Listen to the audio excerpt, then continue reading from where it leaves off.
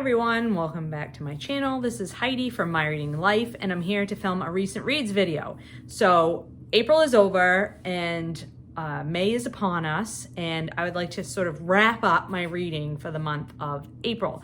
It was a very successful month. I read 16 books total in the month, which was great. 2 of those were BookTube prize books. 3 of those were for Aussie April, and 2 of them were rereads. So I think I did very, very well on some of my sort of goals for the month, where I wanted to be with the month. I have since finished 1 more BookTube prize here in the first few days of May. So I only have 1 more BookTube prize book to finish before the end of May, before I have to vote. So yay me, I'm doing really well on BookTube prize books.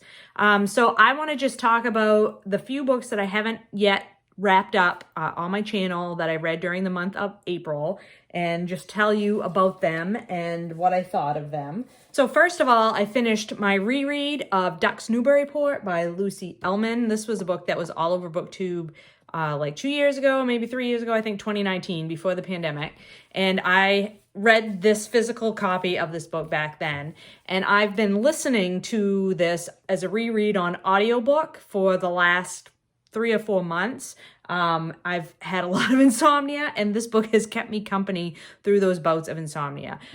For those of you who don't know what this book is about, it's basically a 1,000-page stream of consciousness from a Midwestern housewife in the United States as she thinks about her life, her family, the political situation in the United States, the state of the environment, the state of the world. And I really loved the book the first time I read it, and I loved it even more upon a reread. The audiobook is really wonderful. I can't remember the narrator, but she does an excellent job of sort of putting emotion into this stream of consciousness narration of the interior thoughts of this American woman. And I just really connect with the authorial voice. I connect with Lucy Ellman's sort of perspective on life. I'm not quite as neurotic as the narrator, but I certainly have a lot of the same concerns that she has, and I certainly recognize the constant refrain in your head telling you you've done something wrong, you should feel guilty about something, you're not doing enough about this other thing. I think that's something a lot of people can relate to, and I certainly did with this. So that reread was highly, highly successful. I then finished my presidential biography that I've been working on for a long time, President McKinley, Architect of the American Century by Robert W. Mary. This is another big chunky book that I've been reading for several months. And this is not my favorite presidential biography that I've ever read. First of all, President McKinley was not a very charismatic person. He had a very close circle of that he was very loyal to. He was a personally loyal person to the people that he considered his friends and his family. But as far as like somebody who had a big personality, that was not him. He preferred to work behind the scenes. He didn't like to put himself out in front and sort of be in the limelight, but he did very much like to manipulate things behind the scene. But that doesn't make him super exciting to read about, I can tell you. There's an awful lot of detail in here about sort of legislative maneuverings and how McKinley was sort of working the politics behind the scenes to get things to go the way that he wanted them to go. The parts of this that I found the most interesting was how President McKinley sort of steered the ship of the United States towards being more imperialistic, because before this time period, when President McKinley was president from the last couple of years of the 1800s into the early 1900s. And before the 1900s, the United States had been very isolationist, very much focused on westward expansion and sort of solidifying their position on the North American continent.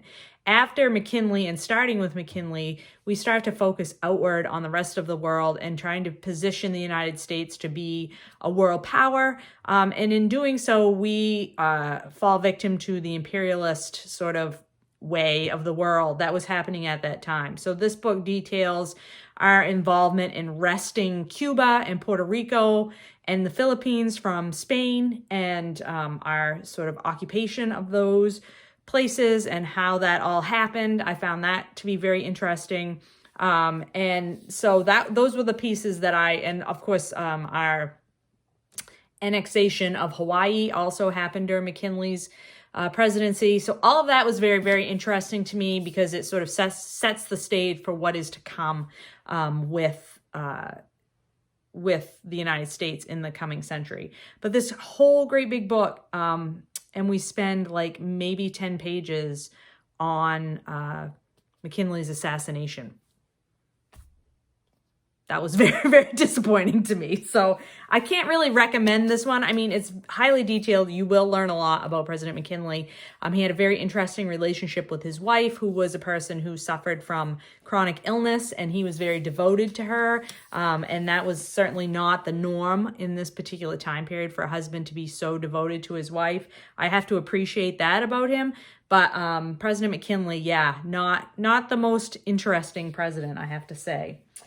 So then I finished an audiobook called Anaya Woman by Bell Hooks, very famous work by a Black feminist, and it was excellent. I have to highly, highly recommend it on audiobook. It was really compelling and really engaging.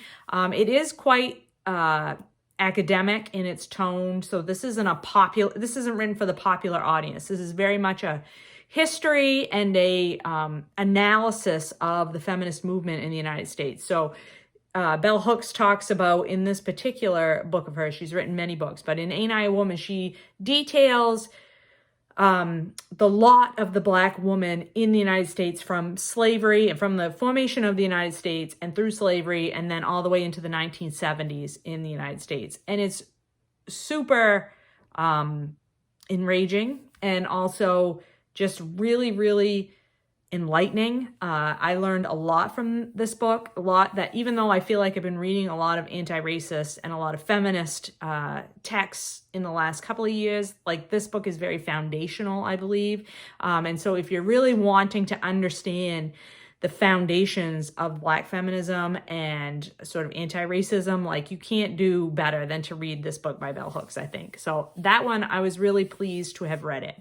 And the reason I finally came to reading Anaya Woman by Bell Hooks was because I was reading White Tears, Brown Scars by Ruby Hamad, who is an Australian writer. She has her heritage is Middle Eastern and Australian. And I believe she was born in Iran and then moved to Australia when she was a child.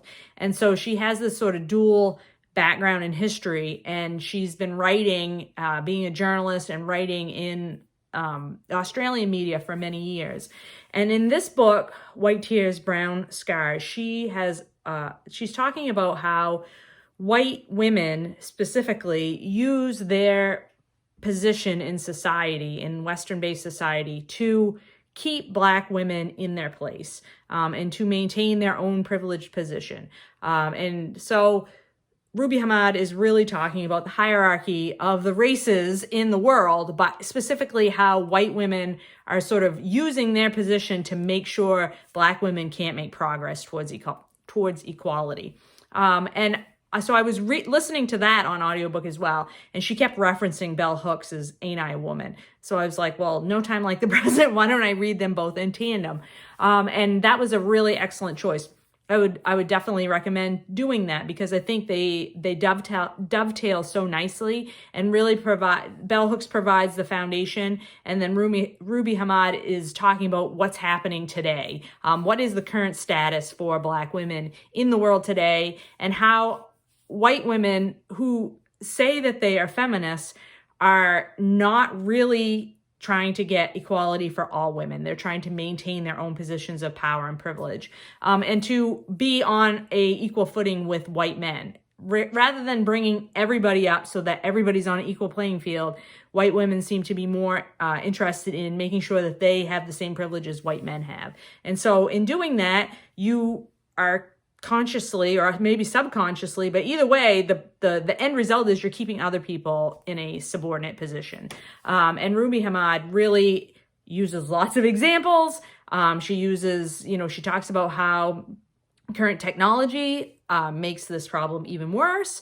And it was very, very fascinating. And her book is written more for the popular audience, so it is more readable that way. If you have a hard time with sort of more academic type text. I think the Ruby Hamad is more conversational and maybe easier for you to take in. So recommend both of those books very, very highly. And then the last thing that I wanted to talk about that I haven't yet talked about for finishing in the month of April is this reread. This is my second reread, and this is a buddy read that I did with Doris of Aldi Books. This is The Diversity of Life by Edward O. Wilson. And I've talked about this book many, many times on this channel. I first read this book when it was came out in the early 1990s. I read it. It was assigned to me to read in college. And it was very pivotal in determining how the course of my studies and the course of my career have gone for me. So in reading this, it's interesting because it is 30 years old and there are definitely some dated pieces of information in here. Particularly amusing are his ruminations on how computers and the storage provided by, say, floppy disks are going to change how we are able to maintain information on biodiversity. Of course, technology has changed tremendously in the last 30 years. So it's kind of interesting to read some of his thoughts about that, his thoughts on, how the Human Genome Project might change our understanding of genetics. And of course, that project finished in 2003. And now we are, mapping the genetic information about viruses and creating vaccines for them in less than a year. So, the technology has definitely changed tremendously in the last 30 years. So that was interesting. Also, this is a very sciencey book. This is not, I would not say that this is necessarily written for the popular audience. This is written for people who really love science and really are looking for, this was used as a biology textbook for me. And there is lots of definitions about different terminology and very specific discussions of theories and mathematical modeling and different things like that I think would make your eyes glaze over if that's not something that you're into. However, on the other hand, he also uses a lot of really neat examples to illustrate the points about the different biological theories. So, and those examples are so cool and so interesting, and they're definitely worth picking this up for that alone. And then I would say the other thing that really struck me about this reread is you can see how much I marked here in the last, this much of the book is study guide. So this was the last 2 chapters of the book. And this was the part that made such an impact on me when I was a college student. Edward O. Wilson lays out his understanding of why it's important to balance conservation of a resource with use of a resource. He specifically talks a lot about the rainforest and how many things are in the rainforest that we still have yet to discover that could be possibly beneficial for humans, whether it be for food, for medicine, just many reasons why some of those undiscovered pieces of biodiversity might benefit us as a species and why that's so important. And he also talks about why biodiversity is important in its own right, why it's important for species. We are very human-centric kind of a species. We are, as most species are, we're focused on our own success and our own survival, but that our human survival does depend on the health of these other species. And that sort of balance of what's good for humans versus what's good for the earth just really is the foundation of my own thinking about conservation, and has literally propelled me into the career that I have today, where that is what I work on. I work exactly at the white hot center of use of a resource based with conservation of a resource. And it is really my sweet spot in environmental ethics, morality, consciousness, whatever you want to call it. So it was really interesting to reread this book and realize how much of this book is foundational to my understanding of conservation and the importance of our environment. And so for that alone, I am really thankful that I finally reread this book. And it was great to discuss this with Doris. We had very many fun conversations about different things within this book, not least of which is whether or not whether or not I've ever eaten turtle. So the answer is no. I have not eaten turtle. So very enjoyable.